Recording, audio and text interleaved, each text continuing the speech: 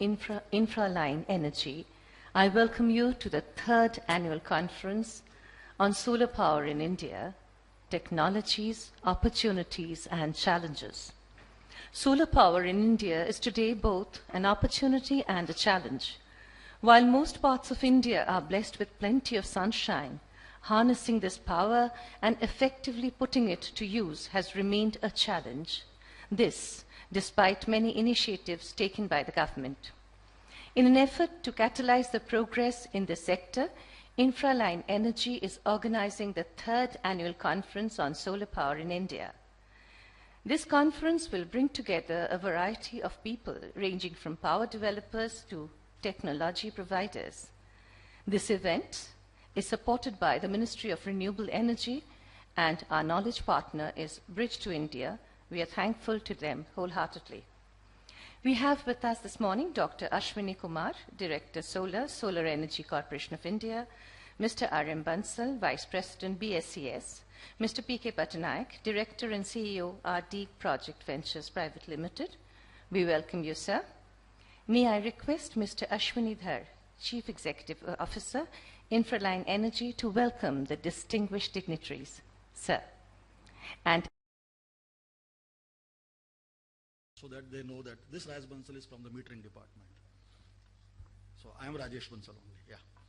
So before going ahead, just a brief about our company. I am from BSES Delhi Discom, and we have two companies, BSES Rajdhani and BSES Yamuna. We are serving to almost 3.4 million consumer as on date, and selling almost like 18,000 million units. Now, sometime I found that in such type of solar summit, I am a bit odd man, because let me admit, I don't know much about the technology of solar, and I don't know, and rather I never talk about generation capacity, solar generation capacity in terms of gigawatt or investment of $1 billion or so. But only thing I know is, if you are generating solar, you are generating for somebody, and we are that somebody. So we are the user, we are the distributors. So, as a distribution company, we provide services to our customers, those consumers who consume electricity. And these consumers, they have certain expectations. And the most core crucial or the basic expectation they have is about the cost of supply, about the availability of supply, about the quality of supply, and about the customer services. And if we talk to these customers, the two things for which they have the biggest concerns and their expectations are electricity bill and power availability.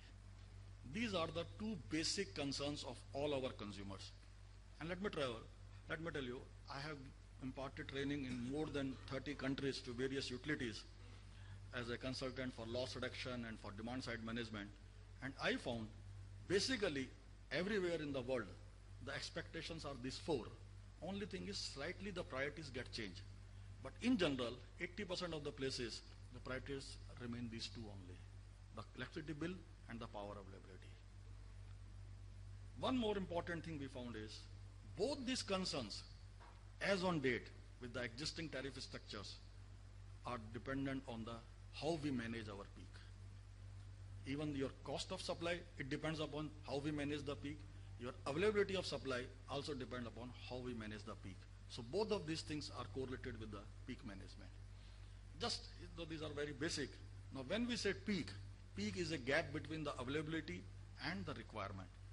If the requirement is much more than the availability, then we say it's a peak or there is a shortage. And there is the other side also. There is a situation when the demand is far lower than the generation or far lower than the availability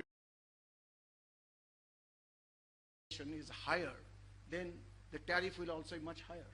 And to top it off, where we go, who will buy? Why should somebody buy at a higher price? Because this is not a branded power. We are getting the same electricity, whether it is come from one distribution company or the other, generated by whichever means, whether it is hydro or thermal or solar or by any other form of renewable energy. So why solar energy, and why so much of focus, so much of concentration now they are in this country and elsewhere? Now, solar energy first thing that let us take something which is very down to earth. Now there is a Supreme Court order where it says that probably coal blocks, almost of all except barring a 3 or 4, this is all cancelled. So most of the coal-based plants which were coming up, which would have supplied power in the next year or in future years, will not be available. So what is the answer? Suddenly something happens in coal, and at the top of it we import a lot of coal, and in coming years, even if these coal blocks would have come, we still would have been in a position to import huge amounts of coal. So solar is one area which gives a diversity of fuels and fuel security. The amount of coal you are getting from Australia or Indonesia or elsewhere is pretty large. Whenever due to any regions, typically geopolitical regions, if this is cut off, then fuel security is drastically affected. So one of the areas to increase the solar energy and keep the pace under pressure and to build